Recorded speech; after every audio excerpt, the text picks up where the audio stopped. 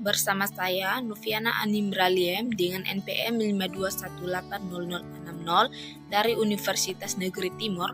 Saya akan mempresentasikan hasil penelitian saya dengan judul Aktivitas Antibakteri Fraksi Diklorometana dari ekstrak bakteri SM4 yang bersimbiosis dengan spons Thylacamasa dengan pembimbing 1 Bapak Severinus Maria Dolficolo SSI MSI, pembimbing 2 Bapak Jeffrey Preson SSI MSc, dan penguji Bapak Janrigo Clamugio Mere SSI MSI. Pendahuluan, penyakit infeksi merupakan penyakit yang disebabkan karena proses invasi dan pembiakan mikroorganisme patogen dalam jaringan tubuh manusia. Penyakit infeksi dapat disebabkan oleh jamur, virus, dan bakteri. Bakteri penyebab infeksi yang sering ditemui di lingkungan yaitu Staphylococcus aureus dan Escherichia coli. Penyakit-penyakit yang disebabkan oleh bakteri tersebut antara lain penyakit kulit, penyakit pneumonia dan radang paru-paru, endokaritis, infeksi saluran pencernaan, dan infeksi saluran kemih. Sejauh ini, penggunaan antibiotik menjadi solusi yang digunakan dalam menekan pertumbuhan bakteri patogen. Namun, penggunaan antibiotik yang tidak tepat dan tidak terkontrol menyebabkan bakteri patogen menjadi resisten terhadap antibiotik. Hal ini menjadi masalah dalam dunia kesehatan karena dapat mengakibatkan cacat bahkan kematian. Media Indonesia pada tahun 2022 melaporkan angka kematian akibat resistensi antimikrobia mencapai 1,27 juta orang pada tahun 2021.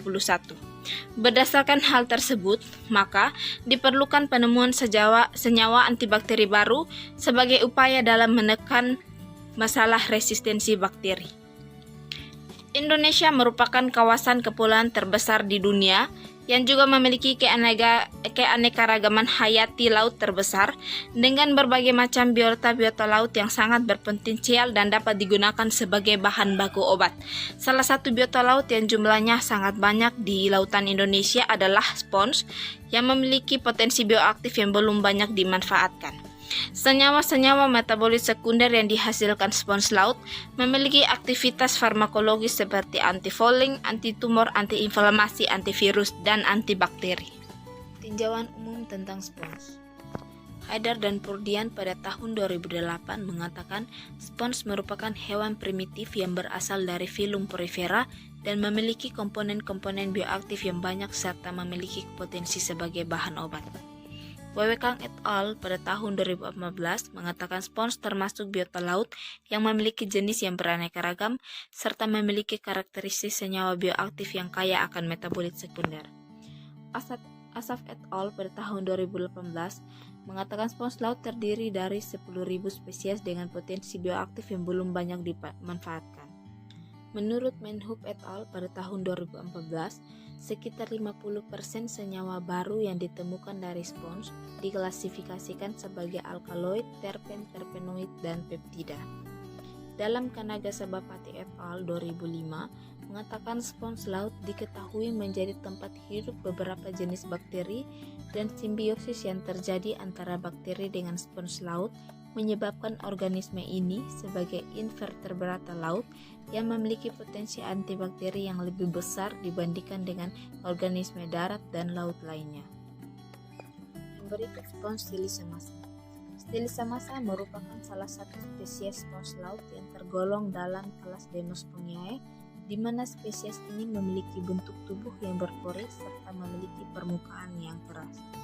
Yang berikut adalah taksonomi Thylacamasa dapat dilihat dalam slide. Laporan penelitian terdahulu dari spons Thylacamasa. Yamaguchi et al. Pada tahun 2013 berhasil mengisolasi senyawa spongiacidin C yang menunjukkan aktivitas antikanker dengan nilai IC50 3,8 mikromolar.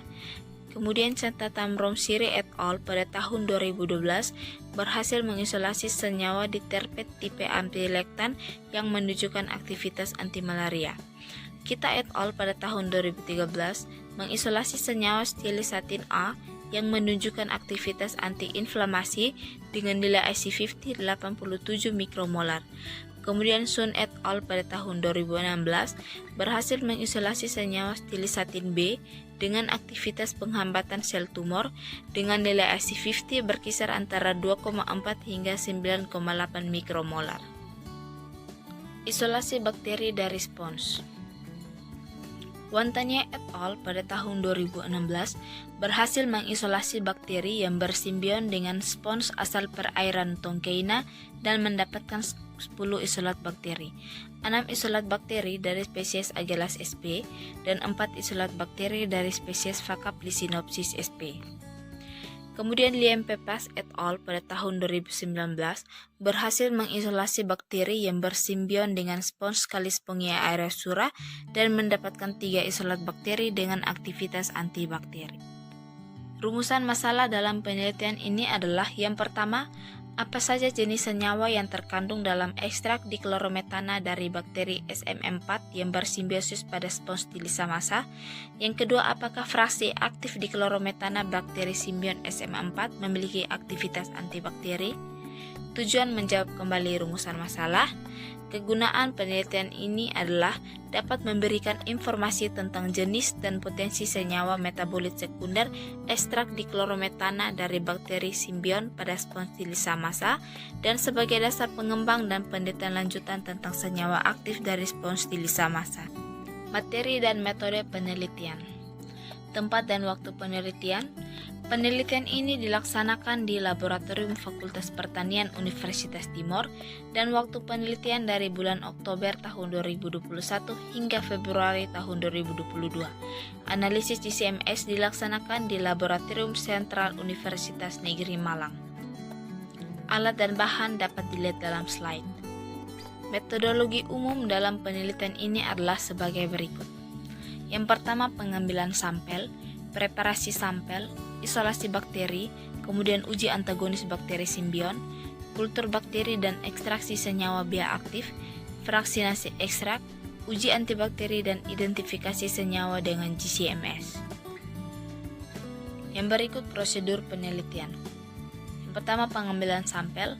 Spons Thylacamasa diambil dari perairan Oengae, Pulau Rote, Nusa Tenggara Timur. Sampel kemudian dibersihkan dari materi asing dan organisme lain lalu dimasukkan ke dalam cool box. Yang kedua, preparasi sampel. Spons Thylacamasa dicuci dan dibersihkan kemudian dipotong kecil-kecil dan dihaluskan dengan lumpang kemudian dilanjutkan dengan pengenceran berseri. Berikut isolasi bakteri dan kultur bakteri. Yang pertama, ditimbang media natrium agar, dilarutkan dalam 500 ml aquades, kemudian dipanaskan di hot plate dan disterilkan di autoklaf dengan suhu 121 derajat Celcius. Kemudian media dituang pada cawan petri hingga memadat dan hasil dari pengenceran berseri dikulturkan ke dalam media natrium agar dan diinkubasi selama 24 jam. Uji antagonis bakteri simbion. Diambil isolat bakteri menggunakan jarum OC, dimasukkan ke dalam tabung reaksi yang berisi aquades, kemudian digojok hingga homogen. Digoreskan bakteri uji Escherichia coli dan Staphylococcus aureus ke dalam cawan petri yang berisi media MHA. Kemudian kertas cakram direndam dalam hasil suspensi dan diletakkan kertas cakram ke dalam setiap sisi cawan petri dan setelah itu diinkubasi selama 24 jam. Kultur bakteri dan ekstraksi senyawa bioaktif. Isolat bakteri terpilih atau SM4 yang telah ditumbuhkan pada media natrium agar diambil dengan jarum OC, kemudian dimasukkan ke dalam media natrium broth dan disekar selama 72 jam. Berikut fraksinasi ekstrak.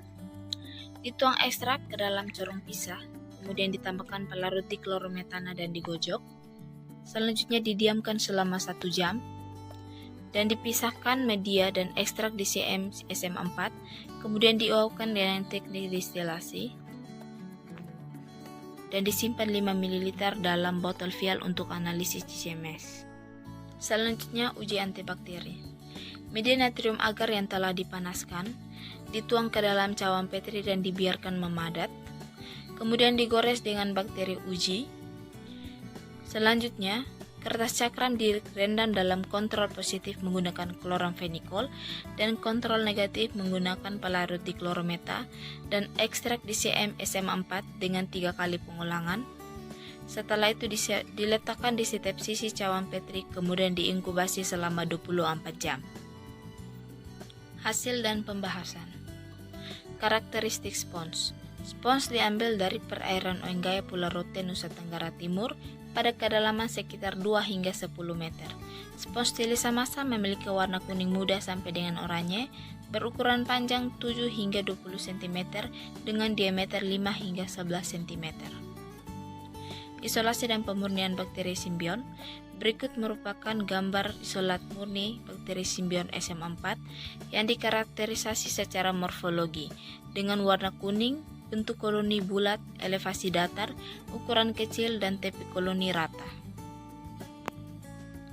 Analisis senyawa bioaktif antibakteri dengan GCMS.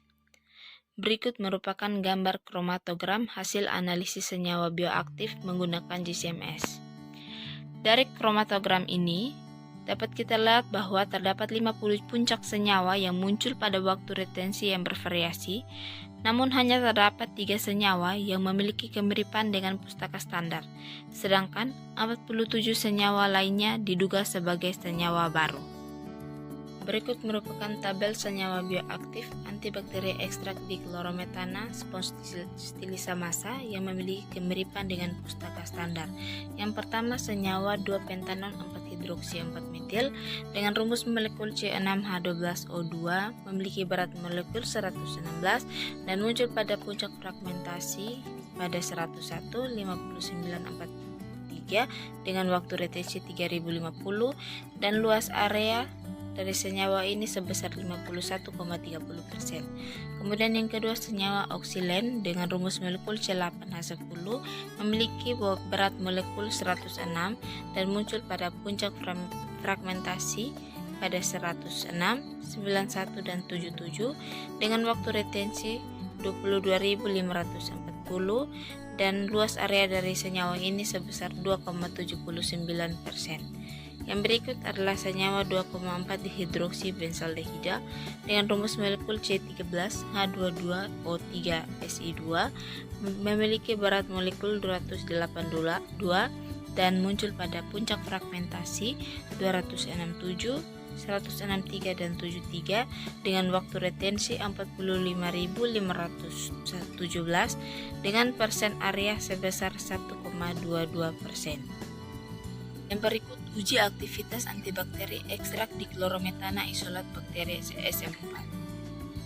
Berikut merupakan gambar uji antibakteri yang diperoleh dari pengujian terhadap bakteri Escherichia coli dan Staphylococcus aureus. Pada penelitian ini menggunakan kontrol positif kloramfenikol sebesar 18,64 diameter zona hambat terhadap Escherichia coli dan 19,40 terhadap Staphylococcus aureus. Kemudian kontrol negatif menggunakan pelarut dichlorometana dengan diameter zona hambat terhadap kedua bakteri adalah 0. Pengujian ini menggunakan 3 kali pengulangan dan memiliki rata-rata terhadap Escherichia coli sebesar 11,36 mm dan terhadap Staphylococcus aureus sebesar 12,60 mm. Menurut David dan Stout pada tahun 1971 mengatakan kekuatan antibakteri dalam menghambat pertumbuhan bakteri dikelompokkan menjadi lemah, sedang, dan sangat kuat. Zona hambat sebesar 0,5 mm untuk kategori lemah dan 5-10 mm untuk kategori sedang dan 10-20 mm untuk kategori sangat kuat. Sehingga dapat disimpulkan pada pengujian ini masuk dalam kategori yang sangat kuat. Perbandingan diameter zona hambat dengan penelitian terdahulu. Liam Pepas et al. Pada tahun 2019 menggunakan bahan baku spons Calispongia aerizusa dengan metode difusi agar menggunakan bakteri Escherichia coli dan Staphylococcus aureus menghasilkan diameter zona hambat 8,60 mm dan 9 mm.